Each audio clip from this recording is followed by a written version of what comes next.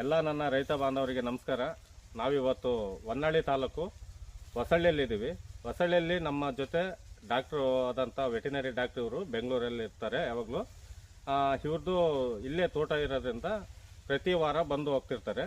ಇವ್ರ ತೋಟಕ್ಕೆ ನಾವು ಈಗ ಲಾಸ್ಟ್ ರೀಸೆಂಟಾಗಿ 2 ತಿಂಗಳ ಕೆಳಗಡೆ ವಿವೋ ಮಾರ್ಟ್ ಪ್ರಾಡಕ್ಟ್ ಆದಂಥ ವಿವೋ ಕಿಸನ್ ಕಿಂಗು ಗ್ರೋತು ಡೆವಲಪರನ್ನು ಇವ್ರ ತೋಟಕ್ಕೆ ಬಳಸಿದ್ದೀವಿ.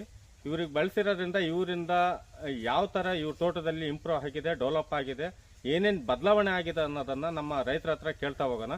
ಸರ್ ನಮಸ್ಕಾರ, ನಿಮ್ಮ ಹೆಸರು? ನಮಸ್ತೆ, ಪ್ರಕಾಶ್ ಅಂತೇಳಿ. ಸರ್ ನಿಮ್ಮದು ಇವಾಗ ಏನು ಮಾಡ್ತೀರಾ ಸರ್? ಆ್ಯಕ್ಚುಲಿ ಇಲ್ಲಿ ಇರೋದಾ ಬೆಂಗಳೂರು ಇರೋದಾ? ನಾನು ಆ್ಯಕ್ಚುಲಿ ವಾಸ ಬಂದು ಬೆಂಗಳೂರು, ನಾನು ಬೆಂಗಳೂರಲ್ಲಿ ಡ್ಯೂಟಿ ಮಾಡ್ತಾ ಇದ್ದೀನಿ. ಓಕೆ. ಸೊ ಬೆಂಗಳೂರಲ್ಲಿ ಡ್ಯೂಟಿ ಮಾಡ್ತಾ ಇರೋದ್ರಿಂದ ನನಗೇನಾಗಿದೆ, ಈಗ ಏನು ಒಂದು ತೋಟ ನೋಡ್ಕೋಬೇಕು. ಇಲ್ಲಿ ಒಂದು ಪಿತ್ತರಾಜಿತ ಆಸ್ತಿ, ಅಪ್ಪ ಅಮ್ಮ ಎಲ್ಲ ಉಳಿಸಿರೋಂಥ ಒಂದು ಆಸ್ತಿ. ಸೊ ಅವ್ರು ಮಾಡಿದ್ದಾರೆ. ಈಗ ಇದನ್ನ ನಾವು ಡೆವಲಪ್ ಮಾಡ್ಕೊಂಡು ಹೋಗ್ಬೇಕು, ಉಳಿಸ್ಕೊಂಡು ಡೆವಲಪ್ ಮಾಡಬೇಕು ಅನ್ನೋದು ಒಂದು ಉದ್ದೇಶ ಇತ್ತು. ಓಕೆ.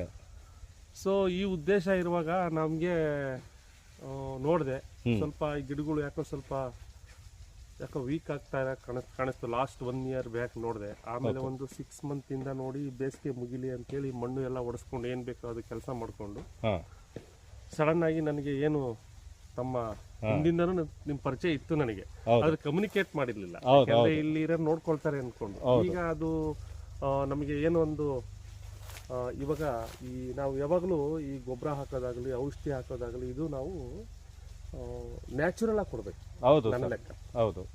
ನ್ಯಾಚುರಲ್ ಆಗಿ ಅಂತ ಹೇಳಿದ್ರೆ ನಾವು ಯಾವುದೇ ಒಂದು ಫರ್ಟಿಲೈಸರ್ ನಾವು ನ್ಯಾಚುರಲ್ ಆಗಿ ಕ್ರಿಯೇಟ್ ಮಾಡ್ತಕ್ಕಂಥ ಗೊಬ್ಬರನ ಪ್ರಿಫರ್ ಮಾಡ್ತೀನಿ ನಾನು ಯಾವಾಗ. ಹೌದು, ಹೌದು ಸರ್.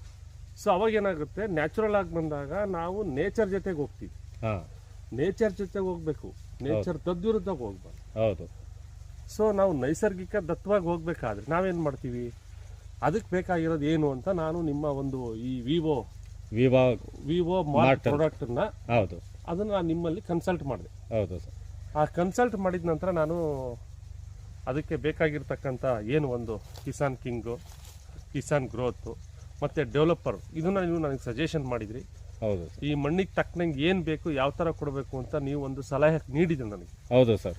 ಆ ಸಲಹೆ ಪ್ರಕಾರ ನಾನೇನು ಮಾಡಿದೆ, ಆ ಒಂದು ಈ ಮೂರನ್ನು ಕಿಸಾನ್ ಕಿಂಗು, ಕಿಸಾನ್ ಗ್ರೋತು, ಡೆವಲಪರ್ನ ಎಷ್ಟು ಮೆಜರ್ಮೆಂಟಿಗೆ ಎಷ್ಟೆಷ್ಟು ಅಂತ ತಮ್ಮಲ್ಲೇ ತಿಳ್ಕೊಂಡೆ.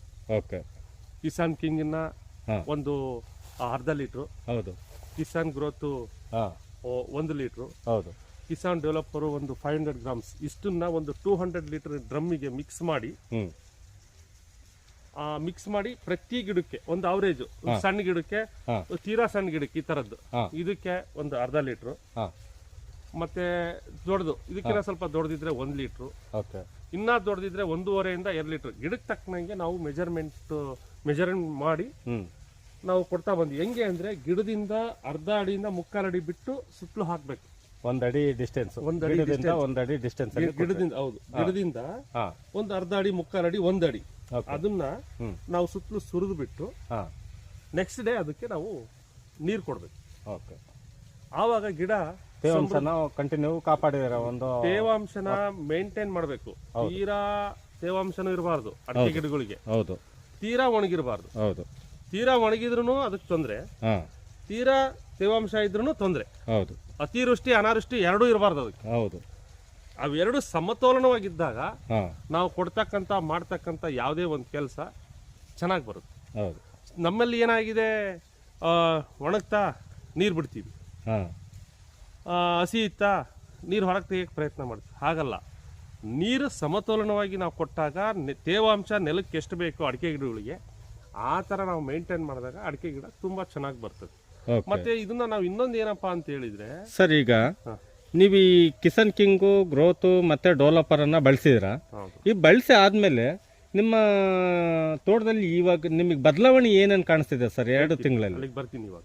ಏನಂದ್ರೆ ಇವಾಗ ನೋಡಿ, ಬಿಫೋರ್ ನಾವು ಏನು ಬರೀ ಜಸ್ಟ್ 1 ತಿಂಗಳು 20 ದಿವಸ ಆಗಿದೆ, ಇನ್ನೊಂದು ವಾರ ಹೋದ್ರೆ, ವಾರ 10 ದಿವಸ ಹೋದ್ರೆ 2 ತಿಂಗಳಾಗುತ್ತೆ. ಮೊದಲು ಗಿಡಗಳು ಒಂದ್ ಸ್ವಲ್ಪ ಈ ಗರಿ ಇರ್ಬೋದು, ಅಥವಾ ಬುಡ ಇರ್ಬೋದು, ಅಥವಾ ಅದ್ರದ್ದು ಸುಳಿ ಇರ್ಬೋದು, ಒಂದ್ ಸ್ವಲ್ಪ ಬಾಡಿರ್ತದೆ. ಮತ್ತೆ ಏನು ಈ ಗರಿಗಳು ಎಲ್ಲ ಏನು ಚೆದರಿರಲ್ಲ.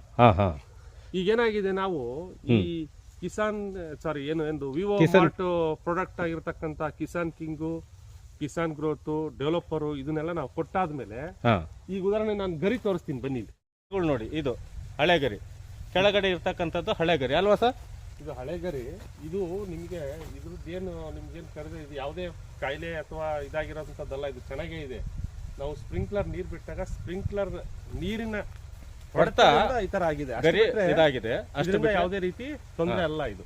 ಈಗ ನೋಡಿ, ಈ ಗರಿ ನೋಡಿ ಎಷ್ಟು ಲೆಂತ್ ಓಪನ್ ಆಗಿದೆ. ಅದ್ರ ಮೇಲ್ಗಡೆ ನೋಡಿ ಹಾಗೆ ಇದು ಎಷ್ಟು ಚೂಪಾಗಿ ಹೋಗ್ತಾ ಇದೆ. ಇನ್ನು ಈಗ ಬನ್ನಿ ಹೇಳ್ತೀನಿ. ಈ ಗಿಡಗಳು ನೋಡಿ, ಹಾ ಈ ಗಿಡ ನೋಡಿ, ಹೇಳಿ. ಈ ಗಿಡ ತೋರಿಸಿ, ಮತ್ತೆ ಈ ಗಿಡನು ತೋರಿಸಿ. ಹಾ, ಇದು ಗಿಡ ಹಾ ಕೇವಲ ನಾನು ಹಾಕಿ ಇದನ್ನ ಬರೀ ಒಂದು 6 ತಿಂಗಳಾಗಿದೆ.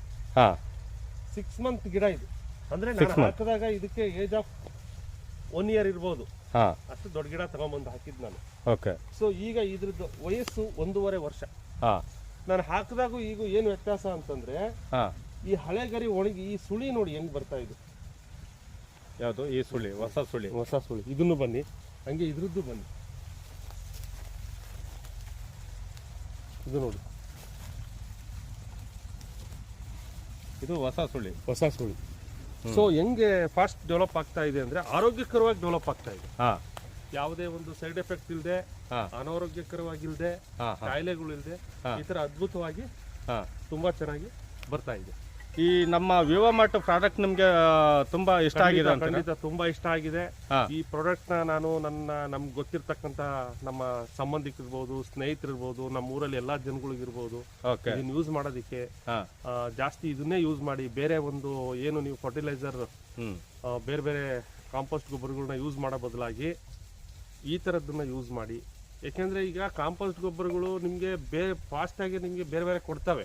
ಬಟ್ ಈ ಪ್ರಾಡಕ್ಟ್ ನಿಮ್ಗೆ ಯಾವುದೇ ರೀತಿ ಸೈಡ್ ಎಫೆಕ್ಟ್ ಇಲ್ಲದೆ ನ್ಯಾಚುರಲ್ ಆಗಿ ಬೆಳೆಯೋದಕ್ಕೆ ಅವಕಾಶ ಮಾಡಿಕೊಡ್ತದೆ.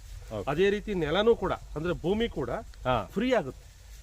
ಇವಾಗ ನೋಡ್ತಾ ಇರ್ಬೋದು ಸ್ನೇಹಿತರೆ, ಇದೇ ನಾನು ಭೂಮಿಯಲ್ಲಿ ನಾನು ಎರೆಹುಳ ತೋರಿಸ್ತಾ ಇದ್ದೆ. ಆದ್ರೆ ಏನಾಗಿದೆ, ಇವಾಗ ತೇವಾಂಶ ಇಲ್ಲ. ತೇವಾಂಶ ಇಲ್ದಿರೋ ಕಾರಣ ಏನಾಗುತ್ತೆ, ಎರೆಹುಳು ಮೇಲ್ಗಡೆ ಬರೋದಿಲ್ಲ. ಯಾವಾಗ ತೇವಾಂಶ ಇರುತ್ತೆ ಅವಾಗ ಎರೆಹುಳು ಮೇಲೆ ಬರುತ್ತೆ. ಈಗ ನೆಕ್ಸ್ಟು ಮತ್ತೊಂದು ನಾವು ಹಿಂಗಾರು ಎಲ್ಲ ಚೆನ್ನಾಗಿದೆ ಆದ್ಮೇಲೆ ಅವಾಗ ತೋರಿಸ್ತೀನಿ. ಇದೇ ಭೂಮಿಯಲ್ಲಿ ಎರೆಹುಳು ಯಾವ ಥರ ಉತ್ಪತ್ತಿ ಆಗುತ್ತೆ ಅನ್ನೋದನ್ನು ಕೂಡ ನಿಮಗೆ ತೋರಿಸ್ತೀನಿ. ಇವಾಗ ಯಾಕಂದರೆ ತೇವಾಂಶ ಇಲ್ದಿರೋ ಕಾರಣ ನಾನು ಎರೆಹುಳದ್ದು ತೋರಿಸೋಕೆ ಆಗ್ತಾ ಇಲ್ಲ.